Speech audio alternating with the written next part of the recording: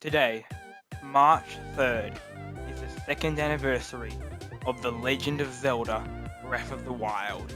Yes, that's right, Breath of the Wild is 2 years old today. Can you believe that? I certainly can't.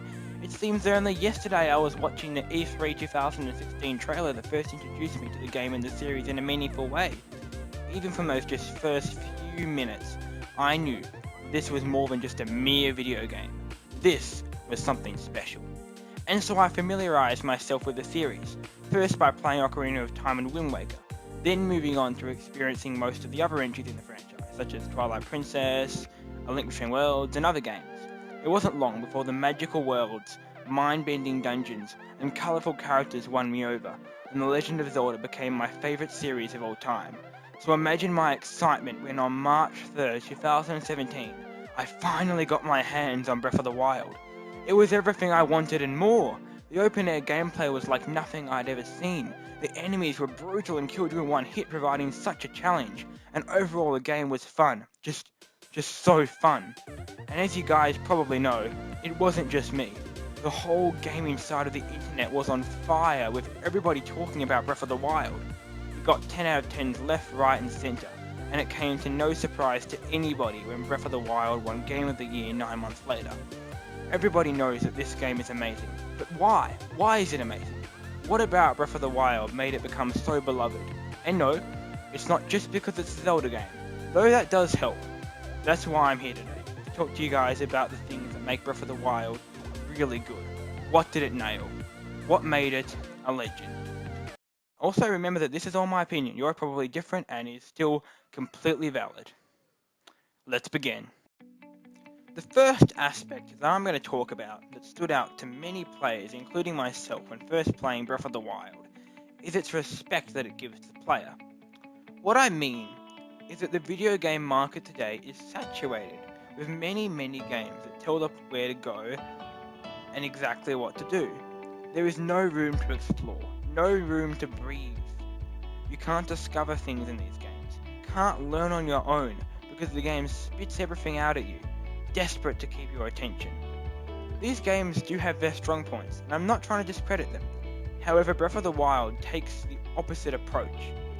Once you leave the starting area, the Great Plateau, which by the way is a much more open than many tutorial sections in other games, Nintendo Black Crisis has a wonderful video about it that I'll leave in a tag just in the top right of the screen right now. Anyway, once you leave the starting area, the game sends you in the general direction it wants you to go. But mostly it just says, go, do what you want. Go and fight the final boss right now. If you want, I don't care. Do it. This continues throughout the game with puzzles and environments that don't tell you what to do, but encourage you to experiment and figure this out all for yourself. Other games have tried this approach, but it hasn't worked well, because players have frequently found themselves lost and achieving nothing. Breath of the Wild solves this problem by providing little hints of where the player should go next, which one heads them in the right direction, and two makes them feel like they are the ones making the decision of where they're going, and therefore in power, in control. The game respects the player's intelligence, and we respond well to that. Very little hand-holding, and a game that is respectful of its players makes a huge difference in the eyes of those who play it, and it is one of the main reasons why people hold Breath of the Wild up to such a high regard. The next reason why Breath of the Wild is so extraordinary is its originality, yet how it somehow feels familiar at the same time. Okay, let me explain. At the time of Breath of the Wild's release, the Zelda series was 31 years old. And yes, there have been some changes to the formula over the years, jumping from 2D to 3D was certainly one. However, ever since Ocarina of Time, every 3D Zelda game at least seemed to be in Ocarina's shadow. They all followed Ocarina's type of gameplay and formula. There's nothing inherently wrong with all this. All the Zelda games that followed in Ocarina's footsteps are still fantastic, even Skyward Sword, which I will defend to the day I die. Anyway, the formula was getting stale, and many who had followed the series for years were starting to get bored with it. Following the criticism that came with Skyward Sword, Nintendo decided it was time for a shake-up. So they went back to the series' roots, and looked at the original Legend of Zelda. They tried to figure out what made this original game so good. With this idea, they started making their way throughout the history of the franchise, looking at what worked and what didn't. however always staying close to the original sense of freedom and exploration. They took this ideology and started developing a new game out of it. This game is of course now known as Breath of the Wild. This is the reason why when playing Breath, its gameplay is so fresh yet familiar. I mean, we have a jump button in a 3D Zelda game for Pete's sake. However, the game isn't completely new. There's still the Master Sword, there's still Hyrule, there's still Ganon, and ultimately there's still the classic Zelda races that we know and love. They just still have a modern spin to them. This refreshing take on the series, yet somehow still staying true to its roots, is one of the reasons why Breath of the Wild is so good. It's a breath of fresh air for the series. The last and probably most important point of why Breath of the Wild has and continues to soar in the gaming world is its approach to the open world genre.